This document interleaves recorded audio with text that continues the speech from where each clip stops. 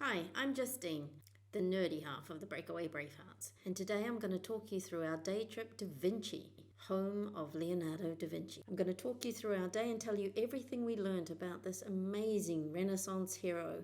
I'm also going to give you some tips and tricks and travel recommendations because this is a day trip we recommend and we want you to make the best of it. If you want to learn more about the opening times and costs of the museums, click on the link in our description. It'll take you through to our website, and don't forget to subscribe. Firstly, getting to Vinci. It's not exactly public transport friendly, so we drove. That in itself was quite an experience. Admittedly a little hairy at times, little Betty did her best going around those tight corners on the windy hills. It was worth it though, because the scenery was stunning.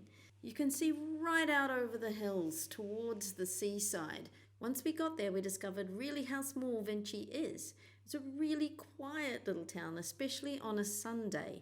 All the regular cafes and shops were shut down. However, all of the museums are open, and this is where Vinci really shines. Our first visit was to the Casa Natale di Leonardo, or the birthplace of Leonardo, the farmhouse where he was probably born. Leonardo was born on the 15th of April 1452 in Anciano, which is a short horse ride from the actual town of Vinci. It is within walking distance, and Google will tell you it's about 40 minutes. However, that is all uphill, and we were glad that we took Betty because the day was getting late and we wouldn't have made it there and back in time to do all of the museums. He was actually born out of wedlock to a very wealthy notary and an orphaned peasant woman.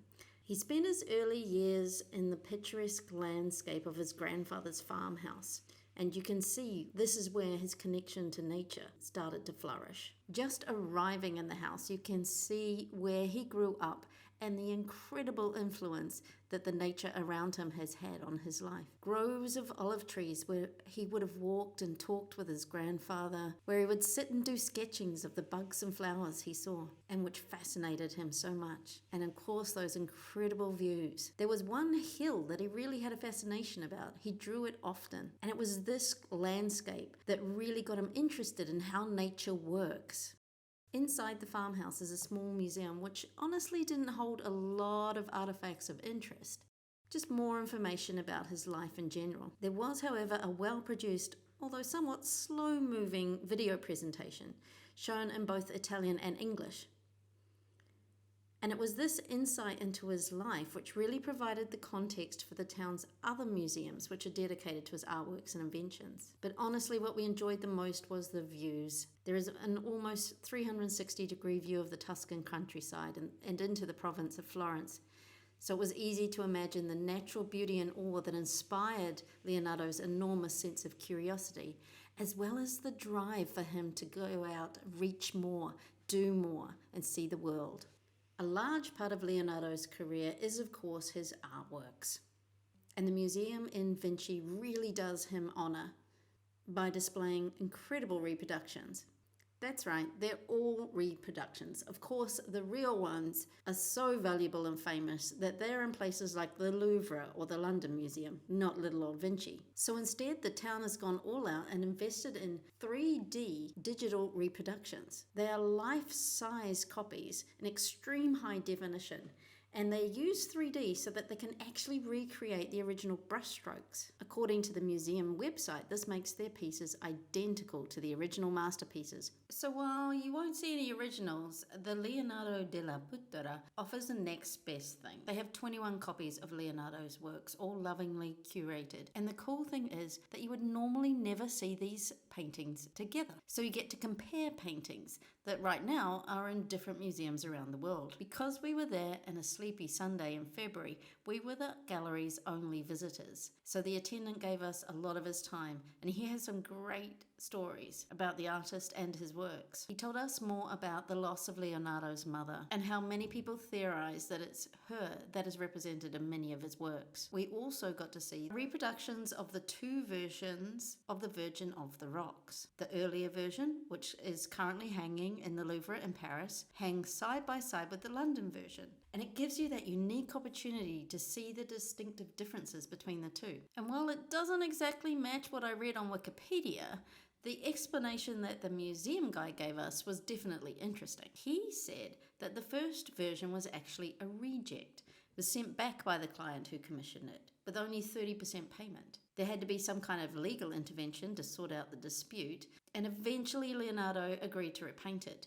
But he ended up leaving the majority of the second version to his assistants, who produced a more customer-friendly product. There are apparently references to the family who commissioned it in some of the faces, and certain details like the fingers and the colours were changed to suit what the customer wanted originally. Alongside those, you'll also get to see reproductions of The Last Supper, the Vitruvian Man, and of course the Mona Lisa. And while it might not be the original, at least you don't have to queue and there's no one in your way. You can get up and close to the Mona Lisa in the town where the artist was born. Of course, art wasn't Leonardo's only love. He was really fascinated by science and spent a lot of his time studying it, either by going out into nature or locking himself away in his workshop, cutting up dead bodies and pondering universal truths. And the next two museums we went to were dedicated to that side of his career. The first is a loving tribute to his fascinations with the workings of the human bodies. The museums really go into intense detail. You can spend hours here and learn so much about his life, his works, his creations. The next one was entirely dedicated to all his scientific inventions. There are models of his flying machines, his armoured tanks, and his quick-build bridge. Seeing the drawings recreated as models is really magnificent. And there are videos that show the models in live action. My personal favourite was the self-propelled cart, which is considered the ancestor of the modern car. You can see the complicated arrangement of all the interlocking cogs and the symmetrical springs. It's quite mesmerising. It's got programmable steering and brake capabilities, and it can self-propel either straight or at preset angles. And nobody thought it actually worked until they finally got around to building one in 2006. I can just see myself pottering around in this, although I would have wanted to add a few cushions just to save my butt. And maybe a cup holder? One thing you'll really want to do is have a wander around the clock tower. You can get up the top through the Science Museum and the view is absolutely stunning. You've got vineyards and olive groves as far as the eye can see. You also get a fabulous view right over the township itself. And you can imagine what life would have been like in the middle of the 15th century as Leonardo wandered through the streets. The peace and tranquility probably fueled his creation, but then his imagination and his incredible determination to find out what was beyond the horizon. The bell that would have told the time for the routine life that just wasn't enough for Leonardo, and the sunset that sparked his imagination and creativity. It truly was a fabulous day out and one I thoroughly recommend. It's inspiring as well as informative when you see how much love the town has taken to preserve his ideas. And of course, you've got all your Leonardo-themed souvenirs. T-shirts, cups, stationery, badges, posters, you name it. It's got a Leonardo theme. Even the graffiti in Vinci is Leonardo themed. If you're able to find a way to get to Vinci, don't miss it. Please leave us a comment and tell us what you'd like to see or hear in our next video. Coming up, we've got videos on Florence and Dante's Pistoia, a little Italian town that should not be overlooked. So subscribe now, make sure you get notification when those come out.